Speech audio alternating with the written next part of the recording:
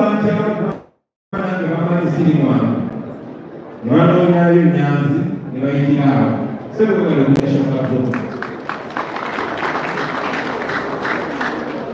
baayogeddeko bangi aboogezi nti ffe yes historically banange nofuba mu famire ffe y'amaanyi ligamba abantu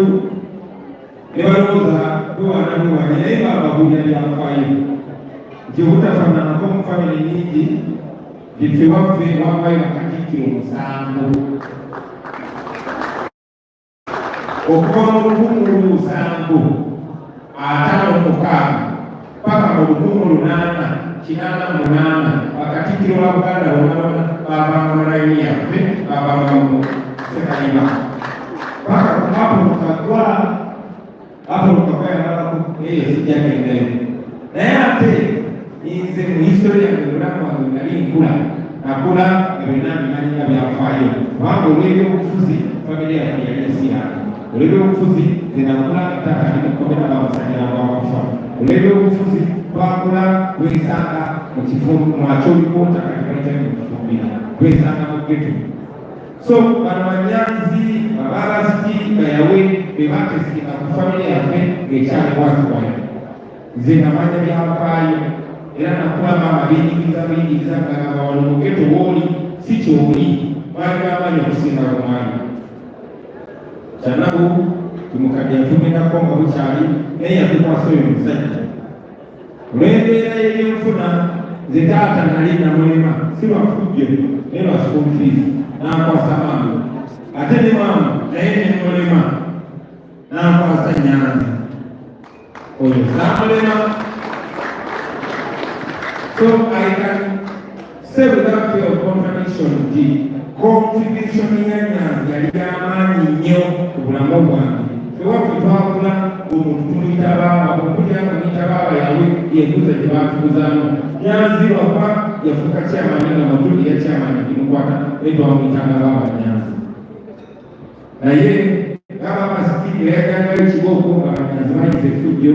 Nyanzi eyajangayo kibooko nga tuyize effujjo obaolaba twasobola okusoma si lwakuba nti maama yali afuliko nnyo si lwakuba nti ate yali afuliko nnyo naye lwa musajja eyo Nyanzi kati ate nze pasonale nze maama yankwasa Nyanzi from senior 4 paka nagenda ku university omusajja oyo yamutereka school fees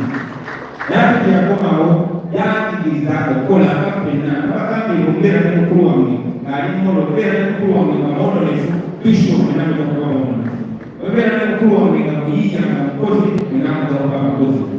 abantu batulaba eyo kikuva ku mukulu asooka paka kono dakisa asembayo basajja bakozi era basajja basakisiidize is because of you sir and I want you to know kaya naye ojeko pastor ebandu sikakaya na Nyanzi. It is very hard to live with Nyanzi, but it is impossible to live without Nyanzi. I want you to know we celebrate you. And on this day, abagami nabyo bwederi inyembe n'okubamu lubiru wangu nnyo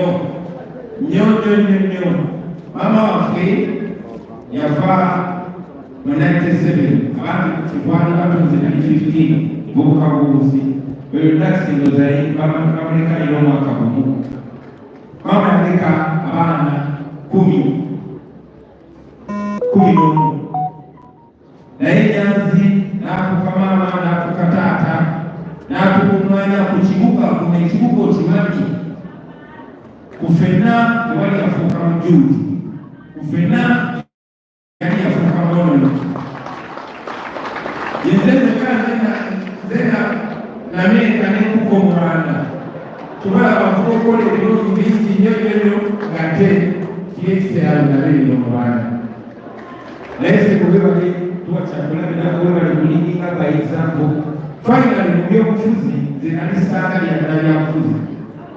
ngabo bawulidde bakame bange boogera atabala tebabawulidde